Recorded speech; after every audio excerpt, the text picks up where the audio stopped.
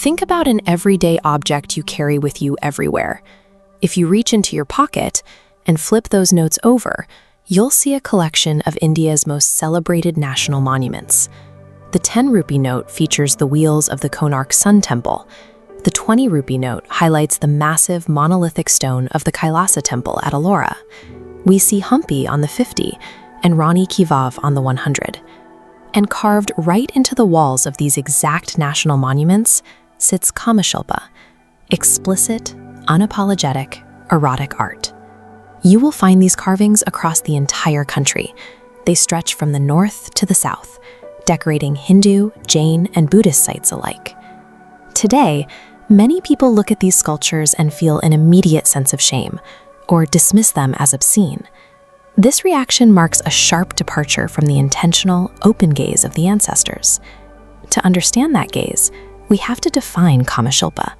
Shilpa is physical artistic expression. Kama is frequently mistaken for just sex, but it represents the full spectrum of human desire and the joy of the senses. In ancient Indian philosophy, human life is governed by 4 sanctioned goals, or purusharthas. Alongside duty, wealth, and liberation, Kama stands as a required pillar for a complete life. When architects designed a temple, they intended its outer walls to serve as a mirror.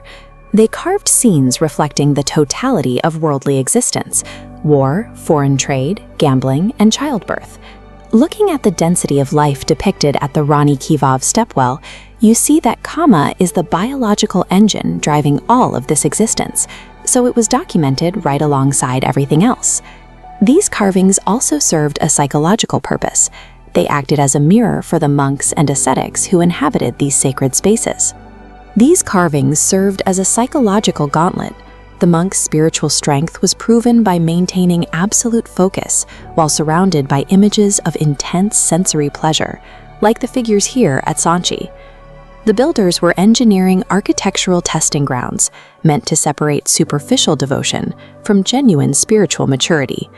Detailed architectural manuals dictated the placement of these figures, ensuring they were part of the temple's canonical design.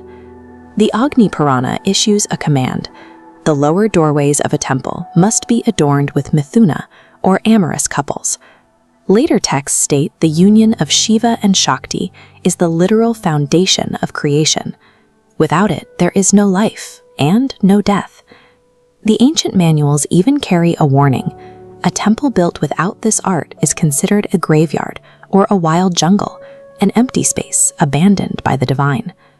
Modern viewers often try to rationalize these walls as ancient sex education. But youth of that era typically married early and did not need elaborate stone carvings to teach them the basic mechanics of reproduction.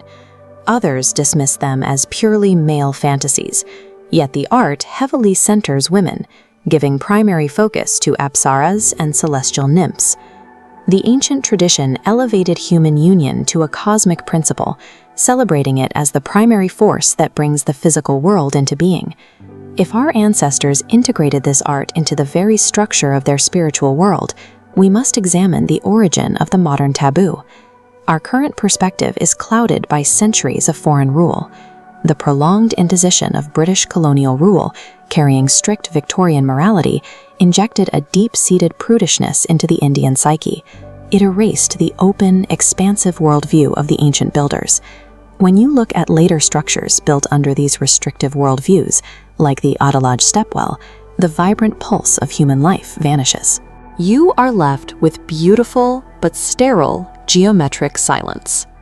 Today, we readily accept nude Western sculptures, like Michelangelo's David, as masterpieces of high art. We study them and celebrate them. Yet we look at our own rich heritage of the human form and call it obscene. Next time you reach into your wallet, look at the monuments printed on your currency. Remember what is carved into those walls. The ancient builders possessed a profound psychological maturity. They understood that reaching the divine requires acknowledging and celebrating human nature, not hiding it in shame.